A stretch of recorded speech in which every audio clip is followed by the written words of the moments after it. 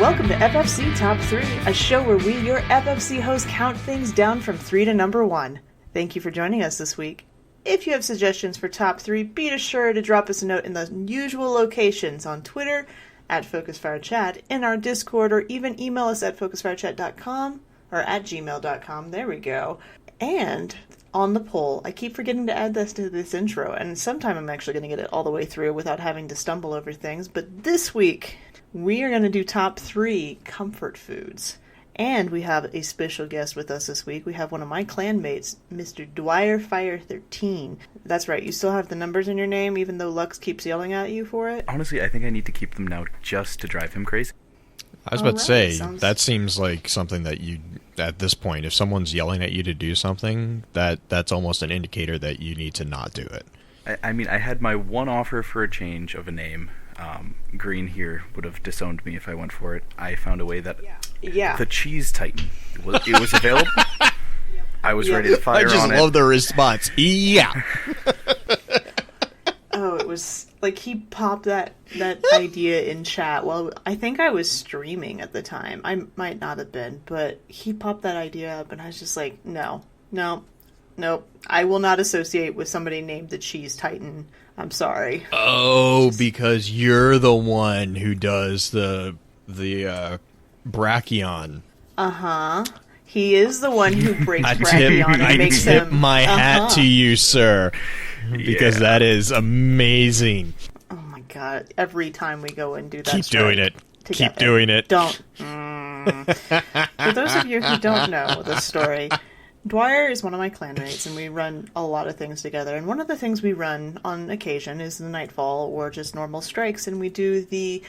what is the name of that strike? It's the one that has Brachion in it. I want to say it's the Pyramidion, isn't it? Yeah, it is. It is the Pyramidion. So we do that strike, and we always get to the boss, and this Titan over here the sigh is the best part. He loves to try to one-phase him, but he never quite does it. So he'll break him all the way to the point where Brachion's going to be moving around the map. But the game doesn't realize that he's not supposed to do phase 1 and phase 2 and just skip to phase 3. So he goes invincible with his sniper firing off all the time and chases you around the map. While you're trying to unlock the plates. By the way. Yeah, because you still have to unlock the plates. And you can't hurt him. You can't. Yeah, you just have to run. And for those of us who survive, for those of us who survive D1, it brings back the trauma caused by Crota glitching into the waiting room. That's exactly what it is. It's exactly like that. Still one of the best. Because it happened to.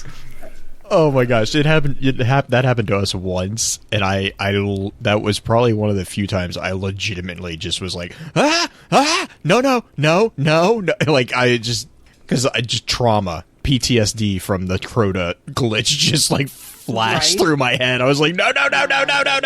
Yeah, I only had that happen to me once, and I just kind of sat down and took it because you can't run.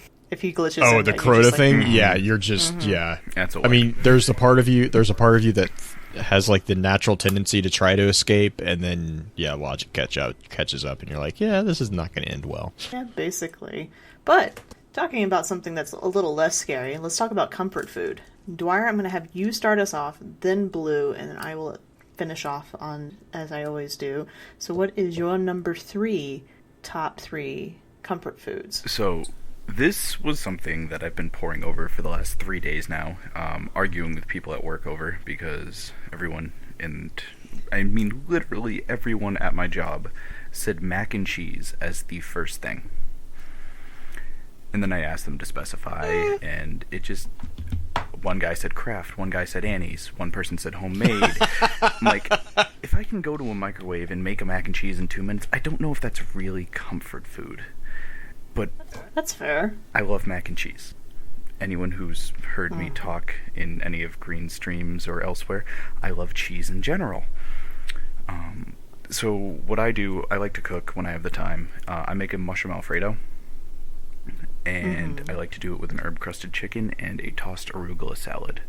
and it's just that nice, warm, heavy, comforting, I can now go into a food coma nap for the next 45 minutes type of meal. So yeah, that's going to be my number 3 comfort food. Just carbs. I heard a lot of carbs right there, which is always Green. Yeah, It's comfort food. Like, I got you. That's what I mean. It's like comfort food. Like all of mine have some sort of Bibble. carbs in them too. Bibble. Yeah, basically. Oh man. Blue, what about your number 3? Well, if Green's getting on you for carbs, she's gonna like have a heart attack about mine because mine's not like I definitely get that with the mac and cheese piece. I totally get that, but mine actually is a Monte Carlo. Okay. Though, like especially if it's well made. Like I've had bad ones and they're bad. Like they are bad. But if you find a place that knows how to make them, like we have a Cheddar's up here in our area. Finally, we got one up here, and they're pretty consistent. Like every now and then they won't quite get it, but for the most part they generally always get it pretty good. But yeah, just I'm a huge fan of Southern comfort food. So Okay, that's can gonna you- be all right. I'm gonna have you yell at me. You ready? I've never had a Monte Carlo, really. and I actually don't. I could not tell you how to make one. I'm not even entirely okay. sure. I just I know can't- I know it has ham, I think, and powdered sugar, and I'm like, nope, I'm out. Yeah, so a Monte Carlo is basically it's ridiculous. It's a ham and cheese sandwich, and basically what it is it's been deep fried. And so what you do is you have like a ham and cheese, just a ham and cheese sandwich, and they're usually pretty ridiculously large. Like, I mean, it's just really big. And what they often will put it with is like a raspberry jam, usually. And then they dust it with powdered sugar. So it's basically the easy way to explain it is you take, instead of bread, you basically take French toast and then make a ham and cheese sandwich and put Swiss cheese on it and put it all together and melt it together. Yeah, no, I'm good. No, and it's not, and it's Yeah. admittedly, I was in a huge argument on Twitter about food today. So, tomato gravy sounds disgusting, and I don't want anything to do with it. So I completely understand that, like, I remember when I first tried one, it is, I'm not going to lie, it is a little bit of an acquired taste. Like it's the combination of flavors is very unique, Right. And that's what I'm saying. If you don't get a good one, it's very like it. This Noticeable? This is one of those foods that like if people don't know what they're doing when they're making it, it's very apparent. Which is kind of weird for a comfort food, because usually that's like laid back food. Right. But yeah, this is like one of the things that I don't usually actually even let myself get them, except for like very rarely. Okay. And so yeah, because it's also enormously unhealthy for you, as you Right. can imagine. And if you look up, like if you just Google Monte Carlo sandwich, you'll see what I'm talking about. It's you look at this thing and you feel 5 pounds get added to you. Like there's not a gentle way of saying that. I just have this thing with like salty and sweet things being Right. put together. It just generally does not work for me. For the most part, I'm kind of there with you. I blame being raised in Texas, like because like in the South, we appreciate deep frying just about anything. Like if it exists, we've probably tried to deep fry it.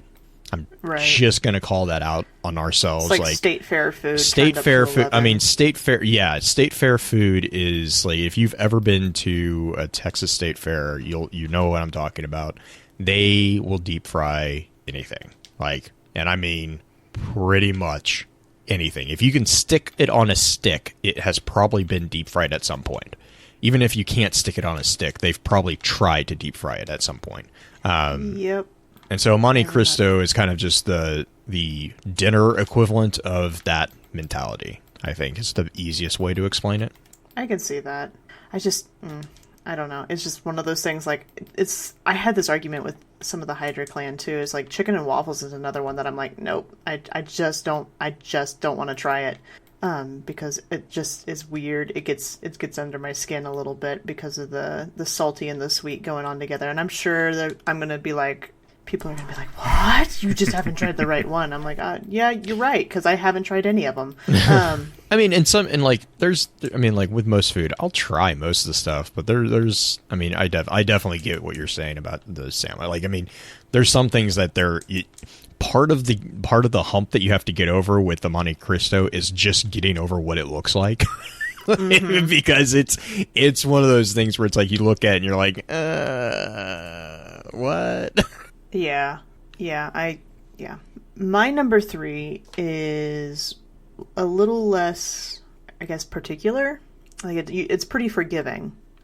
There's good ones and there's bad ones, but it's pretty forgiving. And if you have a bad one, it's still going to be a pretty good one. I don't know. That's just a really convoluted way of saying it's hard to mess up. And it's either a chili dog or a Chicago dog. Hot dogs are kind of my go-to whenever I really don't feel like making dinner, and we make stews and chilies and stuff like that pretty often, and so having a chili dog available is really pretty easy, and so that is one of my go-tos pretty often. But a Chicago dog, that is like my special treat. When I lived close to a Sonic, and I know this is going to be sacrilege to some people who really like a true Chicago dog, I used to get Sonic Chicago dogs, and those were pretty good. But yeah, those are mine. Pretty simple, comfort food, easy to make, easy to love. So number 2, Dwyer, what's your number 2? So I'm a marine biology student. All the research I want to do is out in the South Pacific, and I've always loved the idea of the tropics. So living in the northeast of the U.S. doesn't make that very easy. A way to get around that, though, I make a cinnamon brown sugar baked pineapple. And it's got that nice balance of the acidity with the sweetness, and it just takes you to somewhere on a warm beach where you're away from the snow and cold. We have a pina colada and everything. Yeah, warm, happy, not very comforting type of food. Not the cold wilderness that I feel like I live in sometimes. Yeah. I gotcha.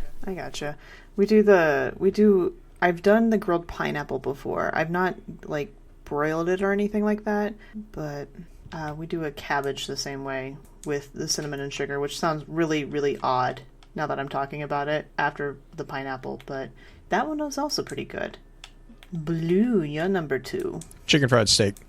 Yeah, that's a good one. That's an easy one. Again, coming from the South, as I do, that's like the nice thing about chicken fried steak. I'm just gonna kind of put this out there is, unlike my number 3, it is really, really freaking hard to mess up a chicken fried steak because it's already kind of destroyed.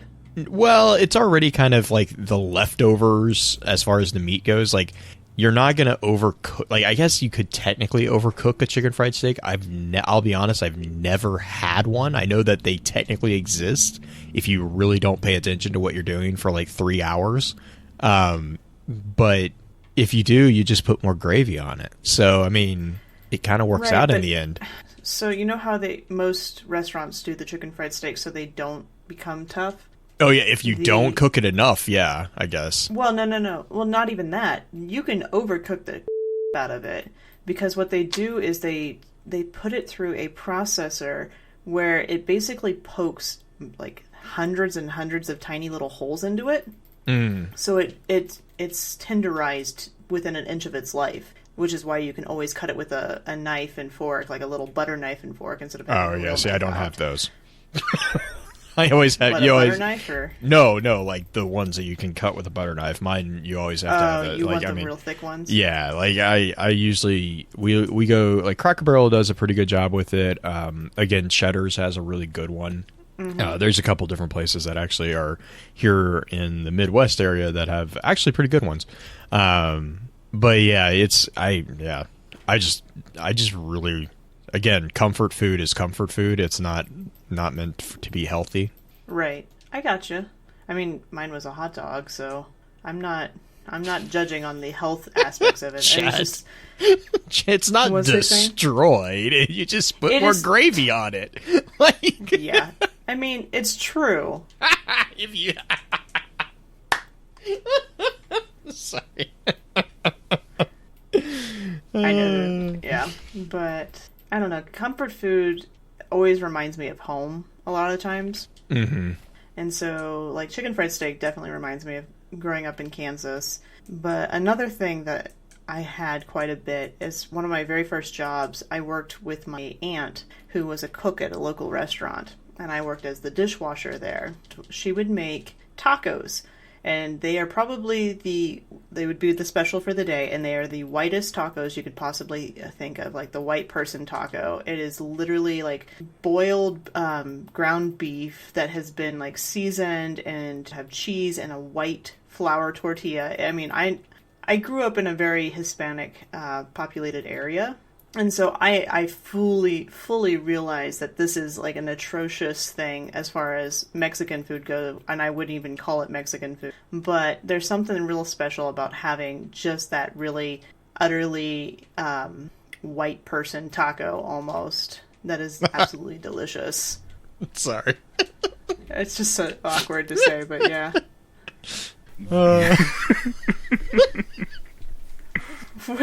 What did I break you or No, I is just Cat breaking you? no. Well, both, because Yeah. Wicked's getting offended. Because I have Dwyer's never question. had cheddars. Oh really? And Bibble's like, it'll hurt you, and then laugh.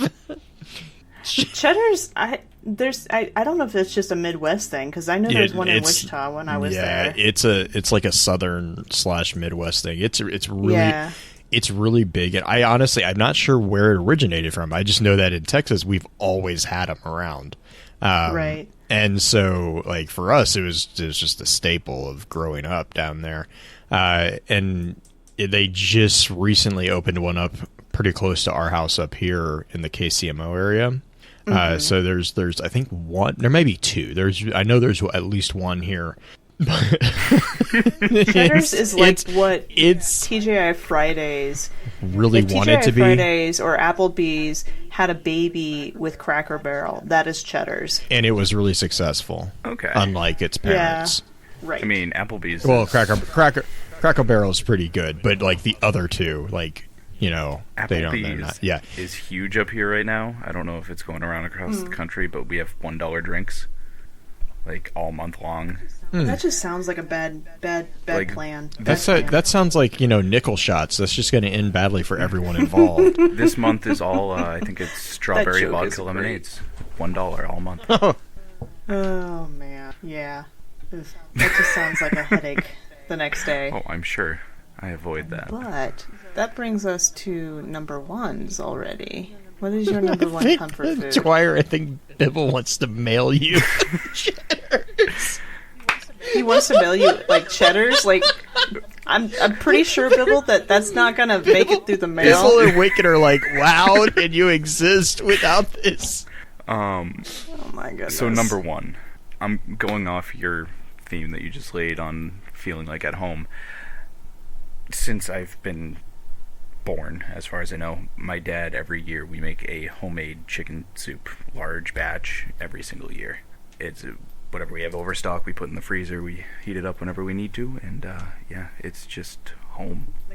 Like a chicken noodle soup type thing, It or turns into what we call kitchen sink soup, where, oh hey, we have all this extra stuff in the garden. Let's turn it into soup. It's always a chicken-based Nice. stock, and just goes from there. Yeah, it's like it's like the meatloaf equivalent of soup. yeah, and it ends up once it starts to gelatinize, looks like what's in the kitchen sink after you do dishes, right? I guess we don't try. Yeah, we I don't guess tend it- to let soup gelatinize. I don't know. I was about to say, that assumes that it stays around long enough, but... My family was not big on soups. Oh, Not no, really, yeah. at least. Soups are good. Blue, what about your number one? Mine is pretty much generally anything within the Tex-Mex variety, but especially enchiladas. I really, really like enchiladas. And again, that's just growing up in the area that we grew up in. That was just kind of the thing that we always had. Like, so it's kind of the same theme as you guys are mentioning here. It's what was the most common thing for us to have. So like enchiladas, usually with a sour cream sauce of some kind, is what I really like. But like pretty much just any Tex-Mex food will make me pretty happy. Yeah, it's a pretty broad thing, but I remember the other month, and Green, I think I might have, probably you were in one of the chats that I was freaking out because I found a place that makes handmade tamales in the KCMO area, which, by the way, is like so apparently it's so weird to me moving to a place that doesn't know what a kolache is and doesn't have handmade tamales readily available. Like, that's really bizarre to me. And that's what KCMO is. But so I found a place that makes handmade tamales. They just brought in a company at one of our local, there's a chain of stores called Hy-Vee in this area, and they just brought in a company that they actually hand make tamales from Austin, and then they basically deep freeze them to preserve them. Which, if you've ever had a tamale, that's completely acceptable. That's how we store them all year. But and so they're having those now, and then they also just opened up multiple kolache shops around the area. So I'm like, so we're good. Now. We're good. I'm like, I am completely okay with everything now. So funny. Tamales, I've done so many fundraisers with like different sports teams over the years that I've either been on or have helped coach, and we would either make tamales or burritos because they're so easy. You can do a dozen of them, and then you toss them in the freezer, and you just heat them up in the microwave, and they work just fine. And they're great. I mean, like it takes no like aforementioned knowledge to make a tamale, and when you hand make them, oh my, they're just delicious. Yes, tamales are super, super yummy. I've had bad ones, but I've had two different types of tamales. I've had obviously the different type of filling in them, but they make tamales at the farmers market here in town, and they do a sweet mash instead of just the typical masa. Oh. So it's a sweet corn masa, so it's a sweeter tamale, which is actually really good. It's nice and different. I love all the different types of that.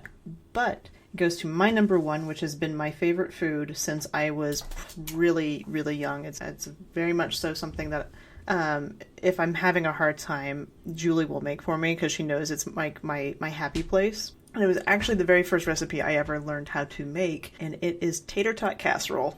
Nice. Yeah, it is just... we were talking about carbs and stuff like that. It is literally just ground beef, cream of mushroom soup, mushrooms, tater tots, and cheese. That is all that tater tot casserole is. And it is absolutely delicious. So good. But that, every time, I will eat that for days, like every single meal, and be totally happy. And I am terrible about eating leftovers. But that is definitely my comfort food, that comfort place. I know I didn't tell you about this, Dwyer, but do you have any others, like also rans, that almost made your top 3 list but didn't quite get there? I have like a million, but shepherd's pie. Just, yeah. That type of meal where I'll eat it and put me right to sleep. This one isn't from my household. My first roommate from college, before I transferred out, his mom is off the boat Italian. Her name's Alessandra Torticelli. She makes a homemade lasagna that is to die for. And yeah, just comforting, and you feel... Pasta. I don't have a drop of Italian in me, and I feel like I'm in Rome being held by a grandmother. Yeah. Being held close to the chest, kind of being smothered like slightly. Nona's sitting there just feeding me plate manja. God. Oh my goodness. Yeah. Yeah. Where's Ben's when we need him? Right? Yeah. So. Man. There's Blue. What about you? I'm sure there's others. Just that's the first 2 that come to mind. Oh yeah, for sure. Blue, do you have any also rans? Nah, I mean my number 1 is pretty all-encompassing when it comes to Tex-Mex. Like, that's it. Like, just anything with the Tex-Mex is just going to make, and it's just stuff that, again, like you guys were saying, it just reminds me of home. Because that's really what we kind of grew up eating, was that. So no, not really. Yeah, I get that. Patty melts would be my number 4 essentially. That's something, if I see it, or what is it, Philly cheesesteaks. Mm-hmm. Those are the two sandwiches that I'm like, if I see them on a menu, I'm very likely going to order one of them. And that's definitely a comfort thing, and just something I judge a place very harshly on their ability to make a patty melt. Because if you put mustard on it, I'm going to disown you. Because you don't. A patty melt is a hamburger patty with Swiss cheese or provolone cheese, depending on where you're at, and grilled onions on rye bread. And my mouth is watering just talking about it. It's a tavern food, essentially. Like, you see it in a lot of bars, and where I grew up, it's very common to see and if you go to the bar in town, because in Kansas, bars aren't really bars. They don't do hard liquor there. They do beer, but they still call it the bar. And it's mainly a tavern that'll do food and stuff like that too. And almost all of those places have a patty melt on it. It is so good. And chat, I feel bad. I'm sorry, chat. They're like, I need to go eat something. This is one of those things. But yes, Inside Out burgers are really good. Those are another one. Yeah. Next week, top 3, and I forgot what it was off the top of my head. I had it written down. Blue, do you remember what it was off the top of your head? It's like top 3. It is bad habits. Top 3 bad habits. Oh, you get to learn a little bit more about us beyond just the what you can feed us. You get to see the darker side of us, I guess, a little bit. I know, which is a good one for next week's topic as well. It goes really well with it. Remind me what next hive week's mythology. Topic is? Oh yeah. I'm like, yeah, that's fitting. There's that is no fitting. bad habits in the hive mythology. What? No, there's no bad choices. My goodness, bad decisions. All the bad choices. I mean, everything in Destiny is a bad decision. You don't have to be Hive. They don't have a monopoly on that. That's true. God. I mean, the Fallen and the Cabal. Anyway, before we go down that tangent, thank you for joining us for Top 3 this week. I appreciate you. I appreciate you guys checking in and sending in all these different topics that you want to hear us discuss. It's so... I know on the poll, and this is something I wanted to talk to you about, Blue, is that when you can make suggestions on the poll, I know that the suggestion box is right underneath the top 3s.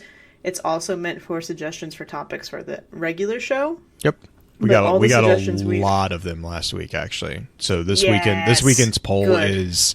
This weekend's massive. Poll is huge. Like, the FFC topics, we got amazing feedback last week. I actually am really excited to see what we get this week, because we've had a lot of people, for instance, who are wanting us to kind of dive into specific exotic and legendary armor sets for each of the seasons.